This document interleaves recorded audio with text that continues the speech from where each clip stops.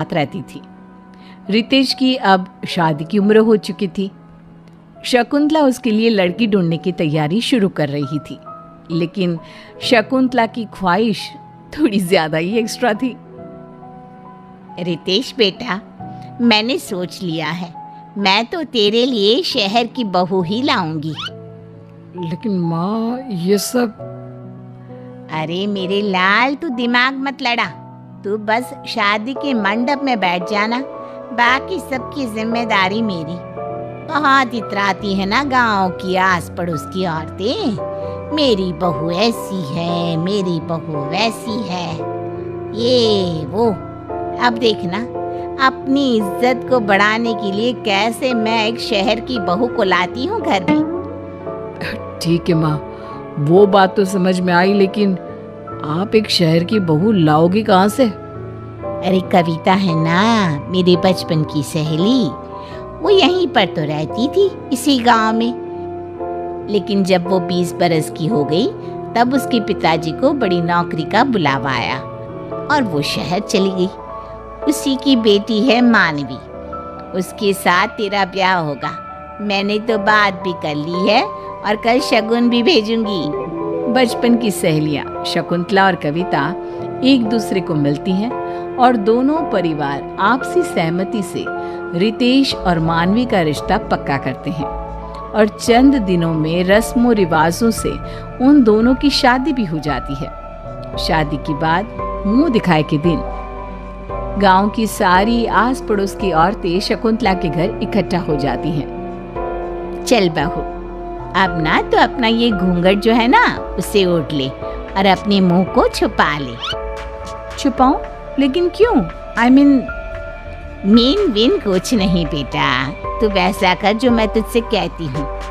अरे अगर तेरा चेहरा नहीं छुपाएगी तो कैसे करेंगे मुंह दिखाई है?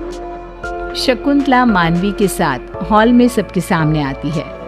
जब सभी मानवी का चेहरा देखते हैं तो सारे आश्चर्यचकित रह जाते हैं। अरे वाह वाह, क्या बहू लाई हो शकुंतला बहन, एकदम कोहिनूर। हाय, किसी की नजर ना लगे इस कमल से चेहरे को। वाकई में तो बड़ी भाग्यशाली है शकुंतला, जो तेरे घर में एक शहर की बहू आई है। वही तो, रूप रंग और चाल चलन भी कितना सुंदर है मानवी बहू का। पढ़ी लिखी भी है और इतनी होनहार भी। मैंने तुम सबसे कहा था ना कि मेरी बहू लाखों में एक होगी। अरे वादों की बड़ी पक्की है ये शकुंतला। हाँ, मानवी के आने से घर वालों की नजरों में शकुंतला की और भी ज्यादा इज्जत बढ़ जाती है। रोज कई लोग उसकी तारीफ करते और बधाइयाँ देते हैं। लेकिन शहर की बहू के आने से घर में जो परेशानियां पैदा होने लगती है, अब शकुंतला और रितेश को उसका सामना करना पड़ता है। मम्मी जी, ये क्या है यार? क्या है यार मतलब? मैं क्या तेरी यार हूँ क्या? है तमीज वमीज कुछ सिखाई नहीं क्या कविता ने तुझे? आई डोंट नो, आप मॉम को ही फोन करके पूछ लो ना। और वैसे भी आई डोंट थिंक कि मुझे तमीज नाम का कोई सब्जेक्ट था। ओफो, अरे तमीज मतलब मैनर्स, वैल्यूज। ओह अच्छा, ऐसी बात है क्या? खैर ये सब छोड़िए। देखिए, मुझे ना अब कुछ अच्छा नहीं लग रहा है। एक तो ये डब्बा टीवी सेट, इस पे दिन में 10 बार केबल जाती है। ऊपर से घड़े का पानी पी पी कर तो मेरा गला खराब हो जाएगा। और देखो तो, मैंने एक बार सिलबट्टा यूज किया और उसकी वजह से मेरे हाथों में कितने छाले आ गए हैं। ऑलरेडी मेरी स्किन सुपर सेंसिटिव है और ये गर्मी, उफ, ढंग के पंखे तक नहीं है। बूढ़े हो गए हैं दोनों पंखे और रोज कुएं से पानी निकाल निकाल कर तो मैं थक गई हूँ। तो अब हम क्या करें? यही होता है गांव का जीवन। हाँ मानवी, अब इसके अलावा तुम्हें और क्या चाहिए? मैं जानता हूँ कि सब कुछ एडजस्टमेंट से भरा हुआ है, मुश्किल है, लेकिन इन सब के साथ जीने की आदत डाल लो ना। तभी मानवी गुस्से से चिल्ला पड़ती है। क्या? हरगिज नहीं, आप लोगों ने मुझे खरीद नहीं लिया है, समझे आप? देखो रितेश और मम्मी जी, आप भी, मुझे घर का रेनोवेशन करना है। इस ईंट पत्थर के घर को संगमरमर का शीश महल बनाना है। मुझे फ्रिज चाहिए, केक बनाने के लिए अवन चाहिए, एंटरटेनमेंट के लिए बड़ा टीवी सेट चाहिए, एसी और वाटर प्योरीफायर भी लगवाना होगा, और बाहर जो तबेला है ना उसे भी वहाँ से हटाना होगा। अगर हम ये सब नहीं बदलेंगे तो गांव कभी नहीं बदलेगा। मानवी की मांगों को सुनकर शकुंतला और रितेश तो हैरान रह जाते हैं। अरे मानवी बहू, आज सुबह चाय की जगह कुछ और तो नहीं गटक लिया? ये कैसी बहकी हुई बातें कर रही है? और ये तेरी जो मांगे हैं ना, इन्हें हम कैसे पूरा कर सकते हैं? ना, हमसे ये ना हो पाएगा। अरे ऐसे कैसे नहीं हो पाएगा? आपको करना ही होगा। जमीन बेच दो, गहने बेच दो, जो करना है करो, लेकिन मुझे इस खटारा लाइफ को अच्छी और क्लासी लाइफ बनाना है। और अगर ऐसा नहीं हुआ ना तो मैं मायके चली जाऊंगी, शहर, अपने घर।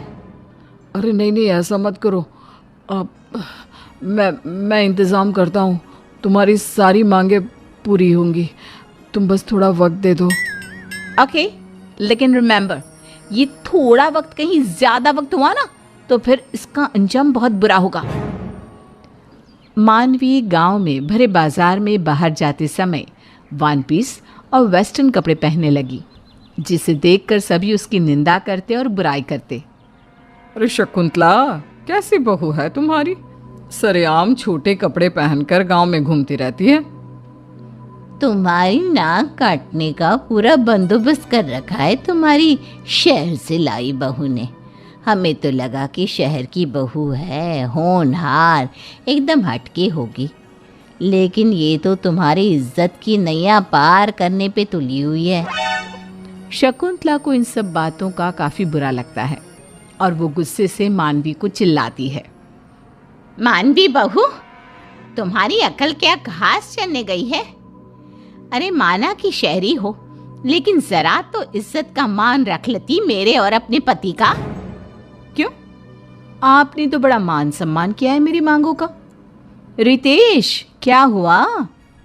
तुम्हारा इंतजाम हुआ कि नहीं अब तक, या फिर अगले 7 जन्म बाद होगा? Bloody idiot people. गांव के लोग ना गांव में ही धस के रह जाएंगी। और रही बात मेरे छोटे कपड़े पहनने की, तो गलती गांव वालों के नजरिए में है, मुझ में नहीं। मेरा मन जो चाहेगा, जैसा चाहेगा, मैं वैसा ही करूंगी। ना तो आप मुझे रोक सकती हो और ना ही मैं अपने आप को रोकूंगी। You get that. मानवी अकड़ दिखाकर अपने कमरे में चली जाती है। शकुंतला और रितेश चिंताग्रस्त होकर एक दूसरे को देखते हैं। क्या सोचकर लाई थी इस कलमुही को यहाँ पर, और क्या से क्या हो रहा है? दिन प्रतिदिन मेरे सर का पारा हाई करती रहती है ये बहू। मैं भी तंग आ चुका हूँ, अब इस दलदल से कैसे बाहर निकले माँ? अब तो एक ही उपाय है बेटा। दिन ब दिन मानवी धीरे धीरे पूरे घर को बर्बाद करने लगती है और वो क्लेश के सिवा और कुछ नहीं करती। फिर एक दिन अचानक से रितेश और शकुंतला मानवी के सामने कुछ कागज रखते हैं। अरे ये क्या है? कौन से पेपर्स हैं? अपनी जमीन मेरे नाम कर रहे हो क्या? I knew. आप लोग हो भले ही गांव के, लेकिन पैसा तो जम के भरा पड़ा है आप लोगों की तिजोरी में। वेल, अपनी प्रॉपर्टी मेरे नाम करने के लिए thank you so much Ritesh and mummy ji. अरे बैल बुद्धि, जरा कागजों को हाथ में उठाकर तो देख, खड़े खड़े ही ख्याली पुलाव पका रही है। जब मानवी उन कागजों को अपने हाथ में उठाती है तब वो देखती है कि वो तो तलाक के कागजात हैं। ये क्या? रितेश, तुम मुझे तलाक दे रहे हो? हाँ मानवी, मुझे तुम्हारे साथ और नहीं रहना। तुम माँ की सहेली की बेटी थी। अरे जरा तुम मान मर्यादा का पालन कर लेती। शहर की बहू हो तो क्या हो गया, शहरी अंदाज में ही गांव की दुनिया को अपना बसेरा बना लेती। लेकिन नहीं, तुमने वैसा नहीं किया। उल्टा तुम तो हमारी जमीन के पीछे और अपने स्टैंडर्ड ऑफ लिविंग के बलबूते हमें ब्लैकमेल करने लगी। पता नहीं क्या हो गया था मेरे दिमाग को, जो मैंने तुम्हें अपनी बहू बनाने का सोचा। लेकिन नहीं, आज तुमने मुझे ये सीख दे दी कि बहू चाहे गांव की हो या शहर की, जो लड़की अपनों को स्नेह, प्यार और इज्जत दे, वही एक सर्वगुण संपन्न बहू होती है। व्हाटएवर। अच्छा है, मुझे भी बोर हो रहा था यहाँ पे। अब तो मैं डायरेक्टली एनआरआई से ही शादी करूंगी। लाओ पेपर्स लाओ। मानवी साइन कर देती है और इस तरह सास को अपनी गलत सोच का एहसास हो जाता है और आगे जाकर रितेश की शादी एक सुशील गांव की लड़की से होती है और